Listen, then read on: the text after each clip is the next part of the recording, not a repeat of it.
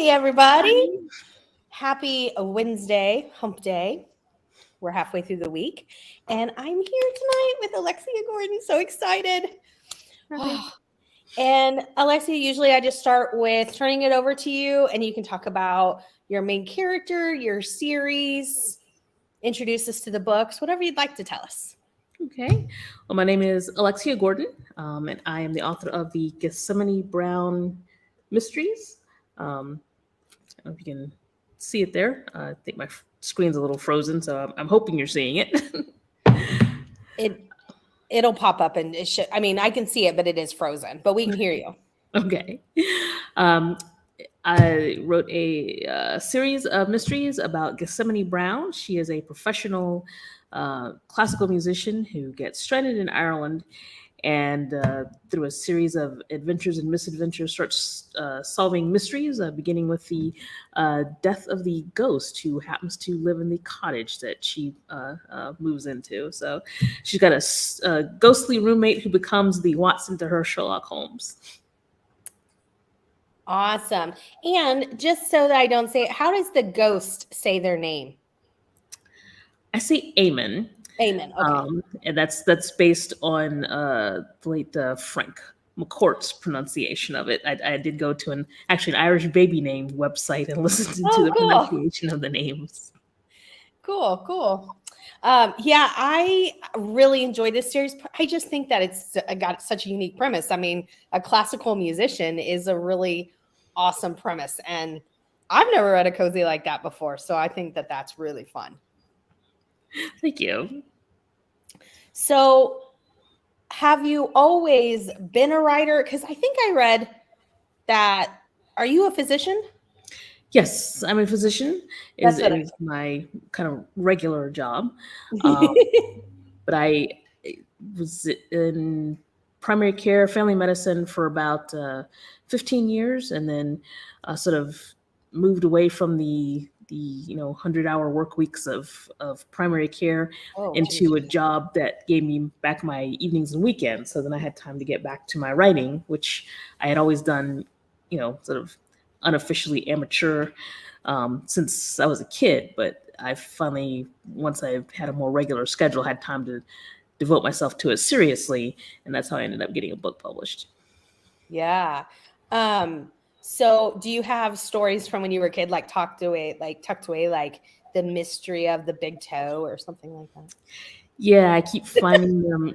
My mom, well, my dad was too, or pack rat. So none of my childhood things are thrown away. So when I go home to visit mom, I'll open a drawer. And it's like, gee, here's this thing I wrote, and gosh, that was really bad. So let me put it back in the drawer where no one will ever find it. Oh, that's funny. That's funny. There's a few people that want to say hi, so I'm going to pull them up on this screen. Cajun says, hello, everyone. Hi, Cajun. It's good to see you. Gamer says, hello. Hi, Gamer. Hello. Dusty says, hello. Dusty Book Sniffer, which is an amazing name. Every time I read it, every time. She says, hello from Australia. Wow, Australia. I'm impressed.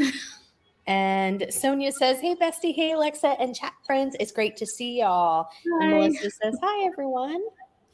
So would you, in your writing, do you have a set schedule that you keep, with having a full-time job and all that stuff? Do you do a certain page, word count? How does that all work? And are you a plotter or a pantser? Okay. Well, I'll answer the second half first. I'm a plantser. I sort of do a loose outline, and then write based on that. The finished product doesn't necessarily look like the outline, but the outline kind of gives me some guardrails to keep in, so I don't, start out writing about a murder in Ireland and end up writing about a unicorn in Chicago or something. And I wish I could say that I was organized enough to have a set writing schedule, but I don't. It's something I have to consciously make time to do. But I started in, newish. I've been at the job for a little over a year, so it's starting to feel not so new anymore. But with the new day job, the writing kind of took a back seat again. But now that I'm getting more used to my day job and getting back into a routine that's giving me my evenings and weekends back. Yeah. I like to call your style saggy pantsing. I like that. Saggy pantsing. Okay. Yeah. So I always say this, but I feel as a reader, like I can almost tell what a writer is going to say to that question, because I feel like the books that I enjoy the most are the kind of saggy pantsing, where they do have an outline, but they tend to just let the book flow as it may, because I feel like as a reader, you can feel that. You know, you can feel it just kind of flowed naturally, as opposed to, and I like both. I like people who do both. I'm just saying, I think the book usually flows better in my mind. Like I always know somebody's going to say, oh yeah, I do this based upon how I experience it as a reader. I'll have to start paying more attention to that when I'm reading, to see if I can, figure out like this person stuck pretty closely to a detailed outline versus a bit of a more seat of the pants kind of just let things flow sort of style. That leads me to my next question. Are you a big reader, and do you read cozies? I don't read as much now as I do growing up because, again, day job. Right. But I do. I know. But I do love to read. Yes. I grew up reading. I was the kid who I am definitely an introvert. So I was the kid who always had a book with her. And I still buy books, even if I don't read them as fast as I used to. I literally just put up I'm actually counting now, 7-shelf bookshelf that is full, that was added onto the 2 4-shelf shelves plus a couple of library carts, and I still need to get another bookshelf. So I have a nice collection of books that someday I will read, and at this point I will live to be like 842. Right. Exactly. What do you tend to like to read? I do read some cozies. I read, well, this is the part where we go into the, what is a cozy exactly? When I was a kid, your choice was, cozy meant anything that was kind of like Agatha Christie versus Hardboiled, which was, Dashiell Hammett. Nothing wrong with Sam Spade or Phil Marlowe. But you didn't, there wasn't as much as diversification. It wasn't in the subgenres and subgenres. So I still love, I guess they'd now be called classic mysteries. So I still love classic mysteries and traditional mysteries that kind of draw on that sort of golden age style. I've got to mention Martin Edwards, who has worked with the British Library to bring a lot of those lost 1930s classics back. So I've got a little mini British Library reissue collection. Oh, that's cool. But I do still read some cozies. They seem to be culinary cozies.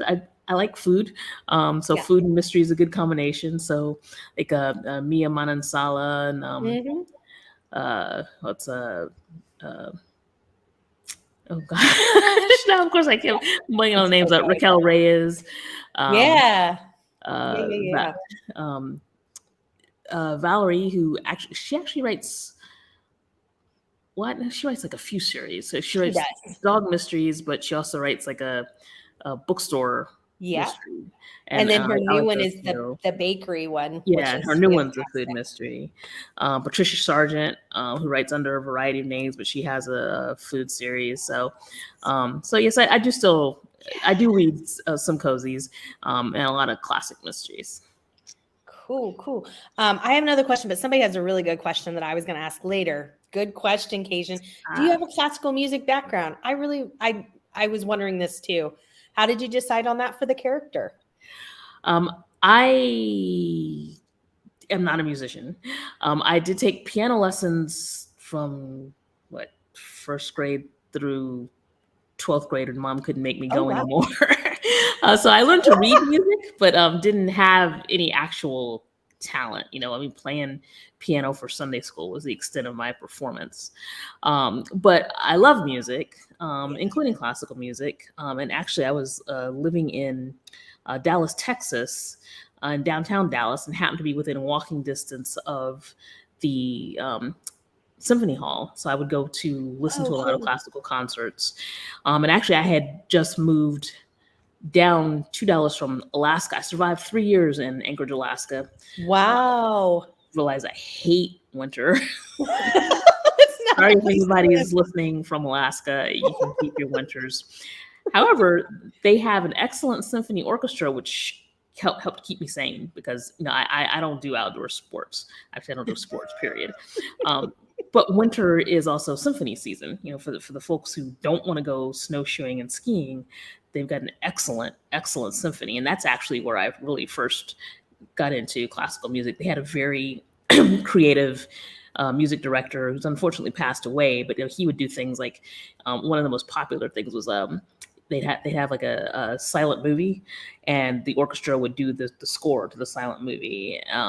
He invited a Queen cover band, and they did like a blend of Queen and Bohemian Rhapsody done by an actual symphony orchestra. Is pretty awesome. That I bet. They did a joint project with an African dance troupe that they paired. So he did really creative things like that, and that was really when I first got into classical music, and then kept it up because in Dallas I could just walk to the symphony hall. That was a long answer. You're good. But we moved to Florida, but we moved from St. Louis, and one of the favorite things to do there was their orchestra did the same thing what you were talking about, their symphony with the silent movies, but they used to do it to old cartoons. So it'd be like Bugs Bunny and stuff, and they would have it was so cool. They would do it to movies too, and stuff, but it was so much fun. Oh, I would have loved to have seen the Bugs Bunny ones. That's probably everybody's first exposure to classical music is probably the Bugs Bunny cartoons. Exactly. Hey, Donna. Donna says hello. It's good to see ya. Nikki says, I hope I'm saying that your name right. Let me know if I did not. They said, hello, all. Been looking forward to this interview. Well, it's so good to have you. Hey, Regina. Hello. Good to see ya. Donna said, did you ever play an instrument in school? I know you were talking about the piano. She probably had already written, maybe. I did. I played, well, the piano was more, that was like private lessons in church Sunday school, but I did actually play the violin 1 year and the saxophone 1 year. I'm sure I know I aggravated my mom because I was like, well, let's try this instrument. Can I try this instrument, Mom? And she's like, yeah, they're just going to go in the closet and gather dust, but fine. And then I also sung on like the elementary school choir for a couple of years because you don't really have to be able to sing well to sing on the elementary school choir. So. True. Hey, Cynthia, it's good to see you. That's funny. So how have you been to Ireland? Did you do a lot of research? How did you decide to place her there? Because that is an amazing location for a cozy. Well, I love Ireland. It's one of the friendliest, most welcoming, beautiful places I've been. I went once to Eastern, like Dublin and Northern Ireland, actually, and I think it was. I don't remember exactly how old I was, but I must have been in college. So I went with my parents and loved it. So then I wrote and that was well before I wrote the book. So research for the book was mostly online. It's kind of amazing actually what you can find online if you look hard enough. Like I could find school menus and school schedules and radio shows, Irish podcast, Gaelic football, which is one of the only sports I actually like. Don't ask me to explain it because it makes zero sense, which might be why I like it. And I just found the baby names with Frank McCourt pronouncing them the proper way. So I just spent a lot of time doing research online. Hooray for the internet! You can get stuff actually from Ireland, and get a real idea of it. Because I wish I could afford to just drop everything and fly over to Ireland and stay, but who can do that? But my present to myself when my first book was published was a trip to the western half of Ireland. So I did finally get to go to Cork and tour some of the western part of the country. So I've been twice. I would love to go back. Awesome. And I did ask her earlier to how she pronounced the ghost, but did you know all along that you were going to include the ghost? How did that come about? I didn't know that I was going to include the ghost. The first book actually started out as a class project. I took a creative writing. It was kind of like, I'll call it an MFA light, because it was like an MFA, but you didn't actually get a degree. It was like the adult continuing education program. Yeah. So it was designed for people who had families and jobs and couldn't just go to school for a year and a half, or 2 years, or whatever. At Southern Methodist University, and they didn't guarantee that you would be published if you completed the program, but they did guarantee that if you took the program and took all the classes in order, by the end of it, you would have a full-length manuscript completed. So that's actually how I got the manuscript completed for a Murder in G Major. So it started out with actually Daniel J. Hale, who is a writer himself, also a photographer, was past vice president of Mystery Writers of America, happened to be one of the instructors. And the assignment that day was to, he literally looked at the clock and said, "You've got 10 minutes on the clock to come up with a story idea."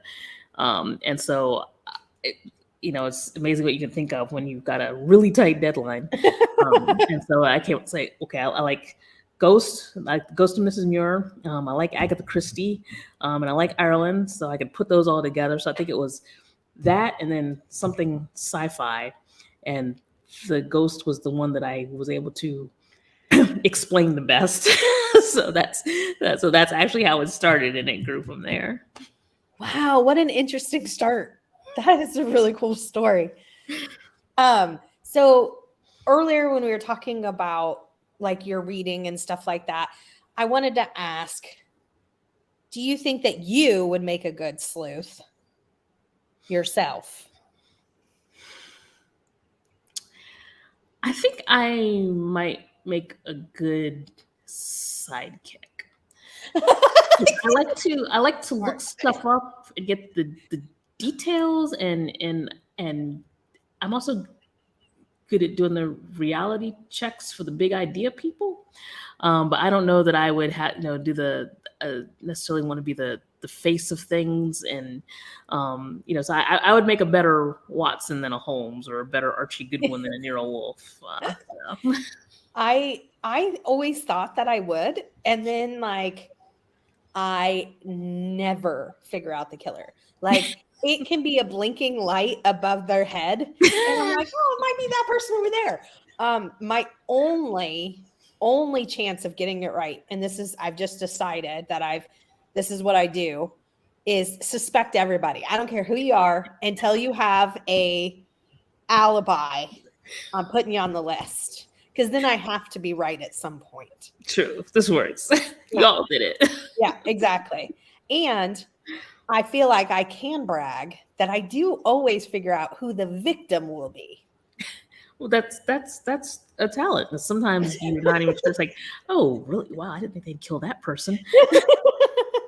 Well, in Cozies, I feel like it's usually pretty, like, fairly obvious, just because everybody is very light and friendly in Cozies. And so when there's one person that everybody doesn't like and is doing something, I'm like, oh, you's about to get it. Like, yes, that's kind of a nice thing about Cozies. You can imagine all the people that just aggravate you. It's like, you'd be a good victim in a cozy mystery. Yeah, I was going to ask that. So are any of your characters, including the victim, if it's one of the victims, you can just wink. You don't have to say anything. But are any of your characters based upon real people, anything like that? All of my victims are based on real people. Really? Yes. That's sort of how I get my frustrations out. It's like, you can't go around telling people what you really think of them, but you can kill them off in a book. That is awesome.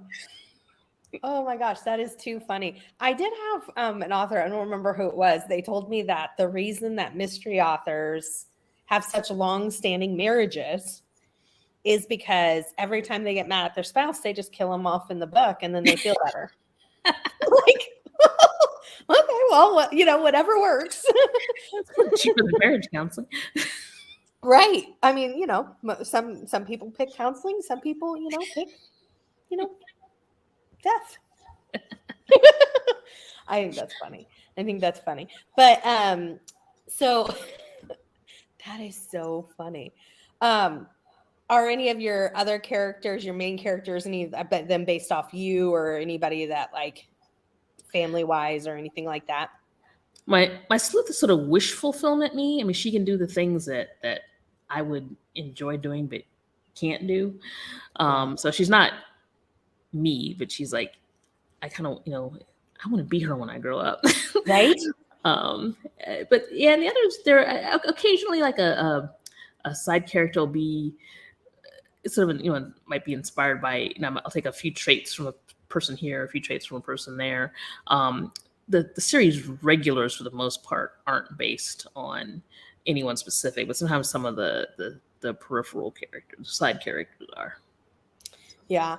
Do you in like with your contract, people say, it depends on like your publisher and all that. Do you have a lot of say in your like titles and the covers of your books? The titles, as long as they kind of go, like once the first title was picked, then all the rest sort of had to follow that same sort of pattern, like a word related to murder or death with a musical note that kind of sounded like it. Right.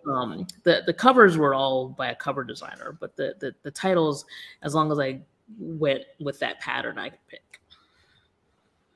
Yeah. And do you know, like, as far as like whether you have how many more to write, or are you waiting on like notification if you have more books, or where are you at in that process? I'm waiting. I'm working on other projects in the meantime. You are? Yes. So I'm working on a short. I have 2 published short stories. So I'm working on a 3rd short story for an anthology I was invited to contribute to, plus a 4th short story that I want to submit to a contest for not this upcoming New England Crime Bake, but the next one. And then I'm working on a standalone Southern mystery. So different characters, not series characters. Gotcha. Well, because I'm trying to wish this into the world, and for 2 years now, somebody's going to take the bait. And Alexia, I'm just saying it could be you. So hear me out. Just hear me out.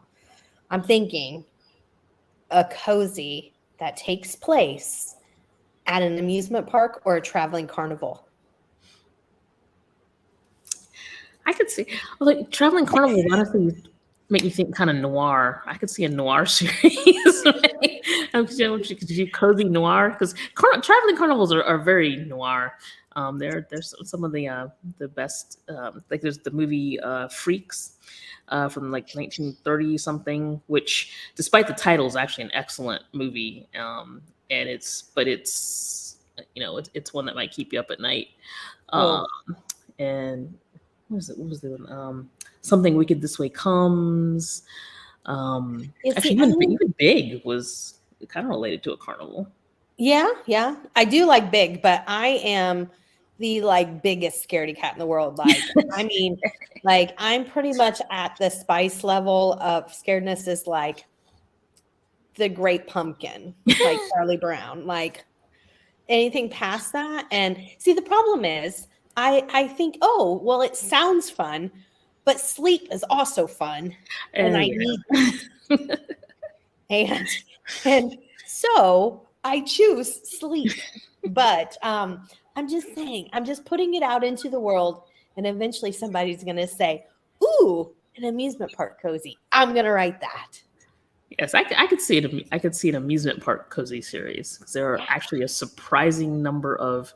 I also listen to a lot of true crime podcasts, and there's one called Small Town Murders that they're doing some bonus episodes on Patreon, and one is amusement park deaths, and it's kind of frightening how many people actually die in amusement parks. So it is actually a good place to set a murder mystery series. That would scare the daylights out. I could never listen to a true crime. I don't. Oh man, I'm just scared. I just get too scared. Storm came in. She says, "Hi everyone, I made it. Hello, Hi. Storm. Happy birthday." So I always ask this because I want people to be prepared in case this happens. If Hallmark calls you tomorrow or even tonight and says, "We want to make the GETHSEMANE Brown series into a cozy series, movie series," who would you want to play the characters? You know, I would pick Tandy Newton for Gethsemane Brown. But I don't know who I'd pick for the other ones. Like maybe like somebody undiscovered. So I'm not sure.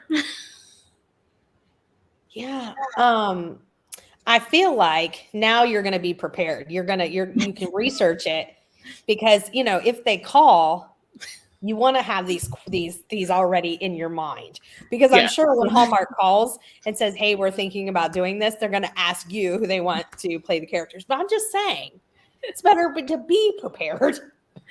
True. I should make a list. I mean, I'm thinking that maybe you should. Emily just came. She says, "Hi everyone. Hi Emily. It's good to see you. It's good to see you." So you're writing some short stories, and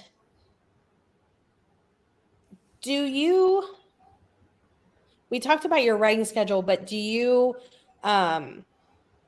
ever like start writing a short story and then think, "Hey, this could be a full-length novel," or you just know from the beginning that that's what's going to happen with it?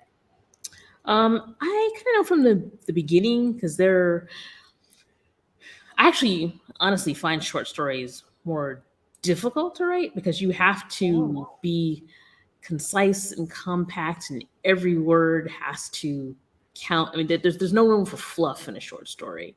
True. And I find that actually challenging. So, I mean, talented short story writers always, inspire me and amaze me because, like Art Taylor. It's like, how do you put all of that into like that small amount of words? Because I'm always tempted to throw some more words in there, and you can't do that with a short story. So, at least for me, they have a very different approach than novels do. So I know that, hey, if I'm trying to write a short story, I'm specifically trying to write a short story. So in short stories, what like, so novellas, I understand they're like, what is the cutoff for short stories? I think below 50,000 words. Like, for anyone who's familiar with NaNoWriMo, that 50,000 word manuscript, that would come in like right at novella, the sort of the novella border. Okay. So I think less than that is short story, but I don't know if there's a lower, because there's also like a flash fiction, which I think can have like 100 words. And there are some references online, but just in general, I think anywhere from like 10 words up to 50,000 ish, somewhere in the short storyville will fall. Wow. I think. Can you imagine writing a story in 100 pages? I could not. Yeah, I think most of the ones for anthologies usually come in like up to 5,000. Seems to be the guidelines that I see. Wow. Yeah, that's a lot. That's a lot to pack into that short amount of time, I think. Yeah. There's no room. Like, there's no wiggle room for fluff. And a cozy runs probably about 70,000 to 90,000. So just for comparison. Gotcha. Cajun said, "I love short stories and novellas that feel like a complete story." Yeah, no, yeah, absolutely. But it's especially with the short story, though, it's hard to make it feel like a complete story and stay within a word limit. It's like that's why sometimes people are like, "Oh, I'll write short stories as practice for writing a novel." It's like, well, no, you won't, because it's a completely different skill set. It's like, trust me, it's not the same, and it's not as easy as you think. I think that like what I was saying earlier, like I think I would start writing and I'd be like, well, this just needs, 10,000 more words. And then suddenly I have, a book and I'm like, I started out writing a short story and wrote a book. Yeah. And that's honestly, to me, not that writing a book is easy, but to me, it'll be easier to like have an idea and just keep writing and say, hey, this is going to be a book length thing versus, ooh, I have to cut like 75% of what I wrote to get it in under. It's like, yeah, man, I don't know how people do that. That's very interesting. That's very interesting. The anthology that you're doing, is it for a holiday or anything like that? Well, this one that is actually going to be very much not cozy. It's dark fairy tales. So it's fiction inspired by fairy tales, but definitely not cheerful and cozy. Oh. Do you have your fairy tale picked out? I do. I picked well, actually, this is more of a folk tale. It's how Anansi became a spider. It's an I want to say Ghanaian African, I think specifically from Ghana, but it's about how the character Anansi is a trickster character, and the actual folk tale, he kills one of the king's cattle or a ram, and of course, if you kill one of the king's animals, you're in trouble. So he actually tries to frame a spider for it. But then the spider sort of gets revenge on him, and Anansi turns into a spider himself. So, and I didn't tell it very well. I mean, their actual storytellers tell it much better than that. Yeah, interesting. And so the anthology is spinning those kind of fairy tales or folklore into crime. Yeah. Gotcha. Into some kind of crime. Okay. Gotcha. Maybe the I'm just making this isn't fun, but like say Cinderella, maybe she like murders her stepsisters or something. Yeah, like I'm that. thinking Animal Farm, which was traumatizing as a high school freshman. Like why they made us read that. See? Like even that terrified the bejesus out of me. I'm like, why would we be reading this? That and The Lottery. I don't know why on earth they had us read those kind of stuff. Yeah, we read one that I haven't seen. I'm trying to remember what the name of it is, but it was in a textbook that had the little stories in it, and it was a story about a spoiler alert, although I can't remember the name of it, so nobody can find it. But it was a story about someone who was learning how to drive, and it was this horrible story about this horrible car accident. They just took them through all these things, and then at the end of it, they're like, oh, you're fine. It was just a simulation. And like, oh, okay. And then they're like, oh, so, you can go over to this other desk and, sign whatever paperwork for your license. And the person did it. And then they ended up like killing the person because it's like, only a psychopath would want to get a driver's license after going through that experience. So you must be a psychopath. So it's like, this is like in the 7th grade. Yeah, that's dark. That is a dark story. For this is why Gen X is the way we are, it's like right. Well, stories I am Gen X, and we didn't read The Lottery, and that story messed me up for a long time. Oh my goodness. Says I absolutely love dark fairy tales. I'm even more excited now. See, and that's a really big thing right now is the dark fairy tales. Yeah, I've now that I'm paying attention, I've noticed like these are actually becoming popular. I think there are a couple of novel length takes on fairy tales that I've seen. Yeah, there's a couple really popular series that are like spun into dark fairy tales, and actually they're really popular right now called something Bone and Teeth. And it is a dark retelling of Little Mermaid, and it is super popular right now. Wow. So interesting. Yeah. Interesting. I like I said, I think it all sounds exciting, but my heart can't handle it. So speaking of dark, because this is a pretty dark question, but if something happened to you that was nefarious, and you needed somebody to solve your crime from TV, from books, what detective would you want on your case? Detective wise, I'd probably go with, I don't know whether I'd go with Columbo or Miss Marple. Oh my gosh, I always say Columbo. Because they're both very good at it. But I would actually want Keith Morrison to report on it. I don't want to be on Dateline with Keith Morrison as the. I love his voice, right? I mean, Yes. you know, Columbo. I always say Columbo. I always say Columbo because I like that most people think like he's kind of like bumbling and he doesn't have a clue, and they think that like they're getting something over on him, and they're like, "Oh, I'm in the clear because this guy," and then he's always like, "One more thing," and then he nails them. Yeah. And Miss Marple's kind of the same way. You know, they always write her off because she's this seemingly sweet little old lady, and she's actually the smartest person in the room, and you're not getting over on her. So I like that. You know, in a detective, in a character, it's like, you know, this is somebody everybody underestimates and writes off. Do you think maybe I've been written off a few times in my life?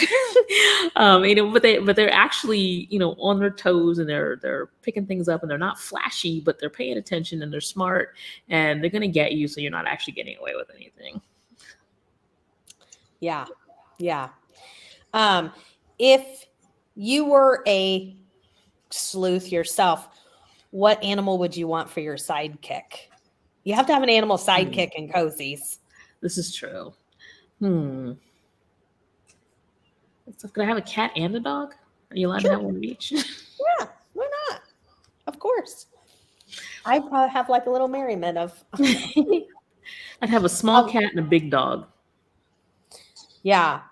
I would always say a dog, except in the last few years, I've been seeing a lot of like fainting goats, and I'm thinking, you know, I feel like that might be my spirit animal because I'm pretty dramatic. That would be like solely fitting. So he said, "Oh, a Nazi aspire was a favorite in my classroom."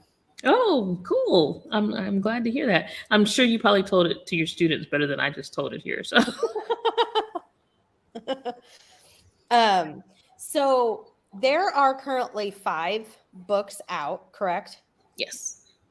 And is there, I know you said you were in between contracts, but is there a 6th one that's in the midst of being published, or are the 5 right now until you hear something what's out? The 5 right now until so until ... Yeah. Gotcha. And do you have is there a time when frame like they'll let you know by, or it's just hanging in the wind? That would be so stressful to me. Yeah, it's just kind of, you know, it's a small publisher, and so you just kind of, although these days even the big publishers, since because they merge, you know, and it's just such an unknown business that you just kind of have to just sort of take it as it comes, and, you know, always be working on the next thing is you know, the advice we always like give ourselves and each other. Like, let me support cozy, because if you have the next thing there, you can always submit that to somebody to look at, and so maybe if the first thing doesn't work, the next thing will work out. So that's why waiting doesn't make me crazy, because, like, you know, I can write something else. I am allowed to do that. Yeah. And would you consider if you didn't hear from them, would you consider like continuing that series as a self-published series at some point? Because it's so good. Well, thank you for the vote of confidence, but I have to admit, I am not, to self-publish properly, you have to devote a lot more time to it than I actually have. I mean, I know folks who self-publish, and you have to be very much onto the business side of things. And there's just no way I could keep up with that, especially with having a full-time day job, because they do a lot of work with tracking sales and prices and, you know, advertising and news. I mean, they work hard at it. And I don't know of any of them who have like another full-time job in addition. I mean, they might, but I think the self-publishing is their full-time job. Gotcha. Yeah, you really have to wear a lot of hats if you do that, probably, I'm sure, you know? And yeah, and I know you said earlier you're an introvert, and that probably would make it difficult too, because I feel like that one of the hats would be like the promotion and the self-advertisement that, yes, you know, all the self-promotion, all the accounting, I mean, they just everything. They have to be the publisher and the author, and so that's a lot of work to do it correctly. You know, I mean, it's not difficult these days to just put a book out there on Amazon or you know, Barnes and Noble's platform, but to not have it, you know, sink to the bottom of the 42 other million books that are out there, you have to work at it. Right. As a physician, would you ever consider writing like a doctor cozy? Because we don't have hardly any of those either. We have a lot of hard-boiled, like, you know, we're medical examiners or something like that, but just like, you know, a small town Irish doctor. Believe it or not, I did actually start one of those years and years ago, but I got way too into the doctor weeds and realized that literally nobody except maybe a medical student cares about any of this stuff. So it was really hard to separate myself enough to be able to write about it at a level that wouldn't bore folks to tears. Like, this reads like a journal article, not a mystery. Nobody wants this. Now, my current job is not clinical though, so it's been a few years since I've been in the clinical arena, so it will be easier to write a doctor character now than it was when I was in the midst of it, because I wouldn't be quite as clinical as I was when I started before, because it wasn't set in Ireland. It was actually set in Oklahoma, with a locum tenens, so a traveling doctor happened to travel to Oklahoma and wind up. And they could be traveling to carnivals. But carnivals are noir, and amusement park would be more cheerful. But the carnival world, you could write a series about it, but I don't know how cozy it would be. I'm wishing it out there. It's just, you know, eventually gonna. Yeah, you know, I'm glad though that like somebody can recognize like, oh, this is too technical, because as a reader, it's super frustrating when someone gets that into whatever it is. If they're, you know, if they're into IT and their character has something to do with tech and they want to tell you like all these, you know, formulas. I'm like, I don't care. That means nothing to me. You know, or I just read something that involves space, and the guy was an astronaut. There was a ton of like very technical things and including formulas. I'm like, where are we getting this information? So I think that that's really good to recognize like, oh, nobody would want to read this unless they were a medical student, and then that belongs in a journal. Yeah. Yeah. And it's hard. And it also varies depending on the subgenre you're in. Because, you know, was it Tom Clancy? You know, he was famous for the amount of technical detail he put in, but he was writing military thrillers that appealed to the type of reader who wanted to, you know, read all the, you know, the exact specifications of, you know, some supersonic stealth fighter thingy, which is fine. So part of it is you have to know who you're writing for. So if you're writing for the folks who want that kind of detail, okay, but cozy with that, you know, with the exact type of, you know, number of gallons of jet fuel you'd use would probably not go over real well. Very, very true. Very, very true. So coming up, we were talking about promotions and all those things. Do you have any in-person events coming up that you're going to be at festivals or anything going on like that? I actually registered for BoucherCon, so I will Oh, be at cool. BoucherCon this year, and I will be at New England Crime Bake in November. Um, I think, August. Yeah, I think those are the only two coming up. But yeah, so I will be at two events this year, and I will be on panels at both of them. Oh, nice. And I'm still doing my podcast. I'm still doing the Cozy Corner podcast. So. Awesome. Awesome. Do you know if you're doing Malice next year? I plan to. I haven't missed a year other than, during the shutdown. So I plan to, especially since I actually live like an hour away, and it's an hour with traffic. It's probably less without traffic. But I mean, I'm in the DC metro area, and so is Malice. So it Awesome. I do plan to attend to that one since it's in my backyard. Yeah, that was awesome that it's so close. That's cool. Have you been to BoucherCon and New England Crime Bake before? I go to New England Crime Bake just about every year. I have been to BoucherCon before, but not in a long time. I've been to BoucherCon twice in the past, I think. But that's not one I go to every year. But I do usually go to New England Crime Bake. I think I might have missed one, but just about every year I go to Crime Bake. Yeah. And BoucherCon's in California this year?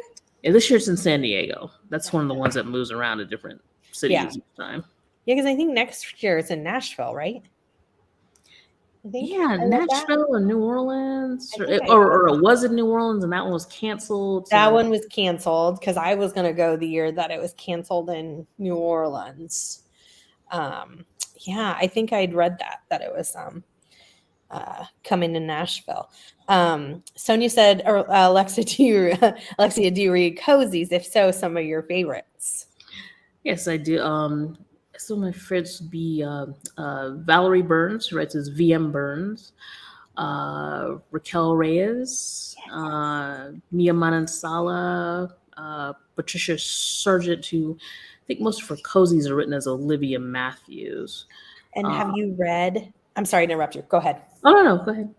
Have you read her new oh my gosh, Spice Isles Bakery cozy? No, I have not read it yet. Is it? It was, yes, it's my favorite of the year so far of new series. Absolutely. Cool. Okay.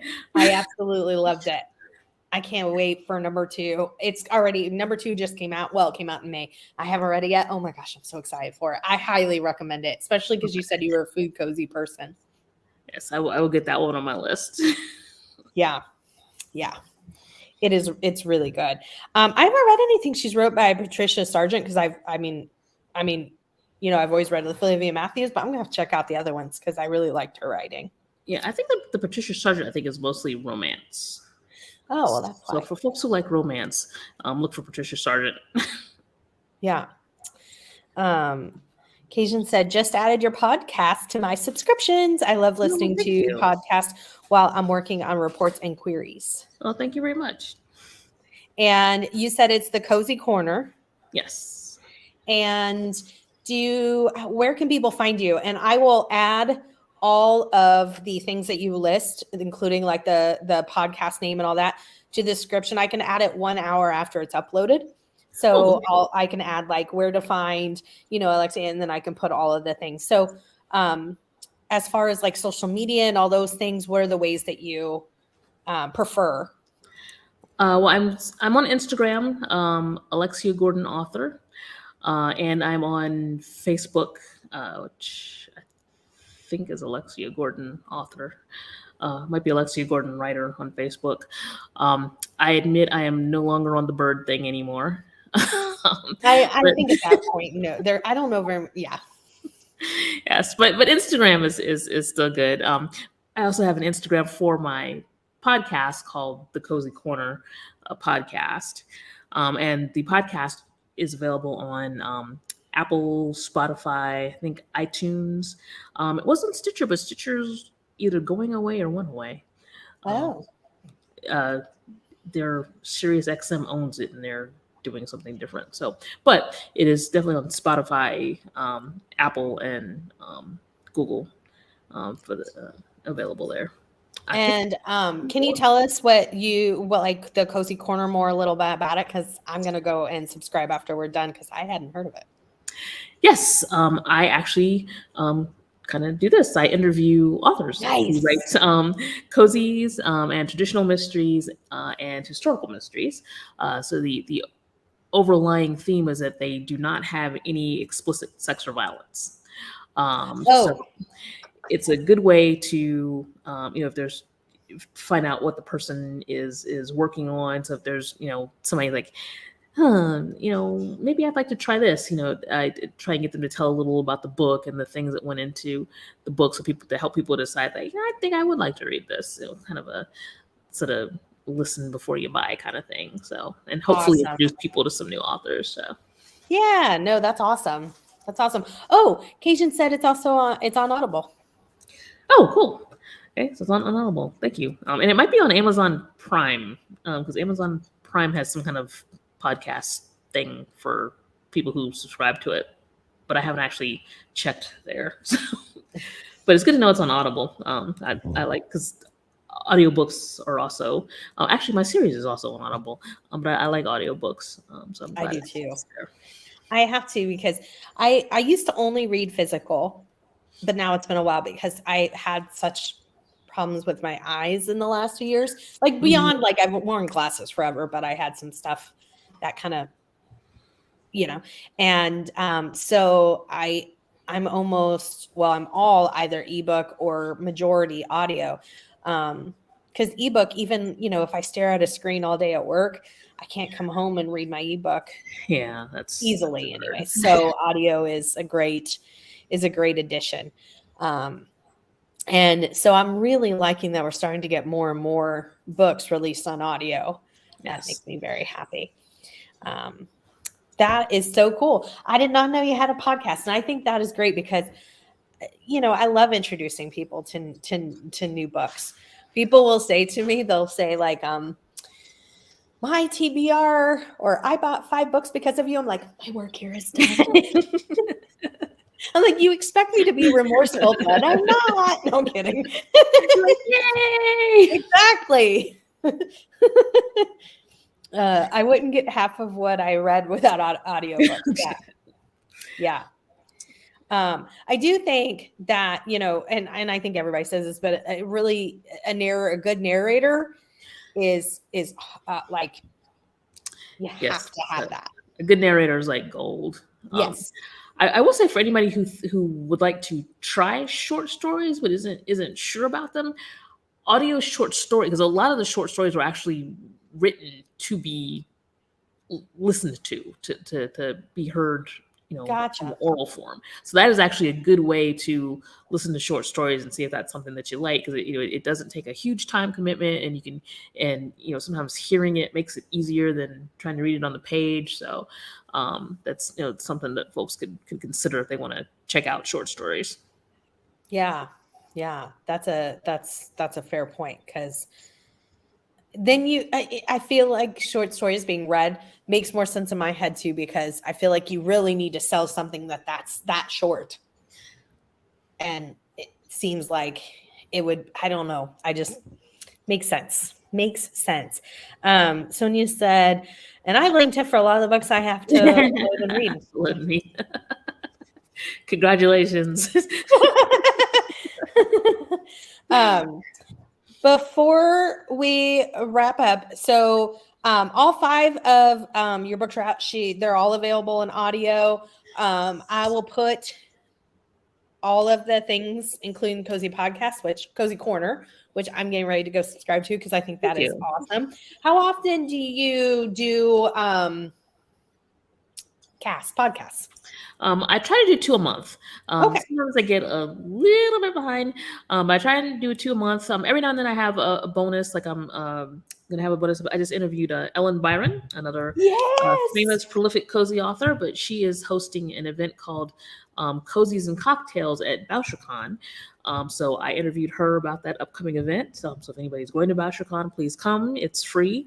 And I'm going to put a little poll on the on Spotify. You could do polls. I'm asking if anyone comes up with a name or a recipe for sort of the signature cocktail. I promised Ellen I would forward them to her to see if she, likes any of them, to say, hey, this would be, kind of a cool BoucherCon cozy cocktail. Yeah, that is awesome. And she is the most fun. Yes. She's a very fun woman. Which, before you go, and I'm not trying to put you on the spot by asking you live, I'm just saying, I did it last year and I'm doing it this year, a holiday cozy live right around the beginning of December, because late in the December is, everybody's busy. But I say holiday because I want people to talk about how their characters spend the holidays. What are their characters' traditions? What holidays do they celebrate? What their days look like during the holidays, like those sort of things. And I would love for you to be on it. Last year, I think there was 6 people, and I already have several people have said yes. So I think I'm going to do two different days, because I can have 10 on at a time, but I think past 6 and people get lost. Like, it's hard to, but I would love for you to do it if you'd be interested. Actually, I would, because my second book, Death in D Minor, is actually set during the 12 days of Christmas leading up to Epiphany. So it is actually a Christmas book, but it starts the day after Christmas Day and goes up till 12th night. Yes, that would be awesome. And maybe we can get some Irish holiday traditions. Hey. That would make me, you don't have to tell us Irish holiday traditions. But I would love that. That is so awesome. I want to, with the last couple comments, thank you for taking the time to talk with us. This was very interesting. I agree. You're welcome, and thanks for tuning in. It was a pleasure to online meet you. Thank you for doing this great interview, Bestie. It was nice meeting you too. Thank you. And so I will reach out to you on email, like around November, when I have a date for those couple days. Okay. So that if you can, we can make it work. Oh, I'm so excited. Thank you. And thank you for doing this. This was so awesome. Thank you for inviting me. I enjoyed being here. This was fun. Good. Bye, everyone. Thank you. Bye.